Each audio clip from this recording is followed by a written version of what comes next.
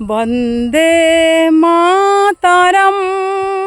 এই যে বন্দে মাতারাম, এই কথাটার শব্দ, এই কথাটা আমাদের মনে করিয়ে দেয় আমরা ভারতবাসী।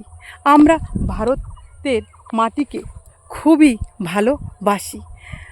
বন্দে মাতারাম বলতে এই ভারত মাতা বলতে আমরা এই ভারতের এই মাটিকে বুঝিয়েছি। আমরা মাটিকে মা বলে আহ্বান জানিয়েছি।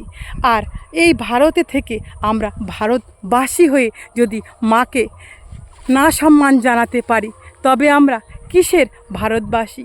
আসো বন্ধুরা, আমরা সকলে মিলে, সকল জাতি মিলে ভারতটাকে অনেক ভালোবাসি।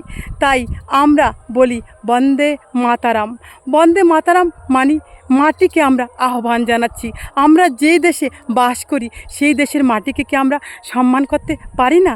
চলো বন্দে মাতারাম বলো, বন্দে মাতারাম।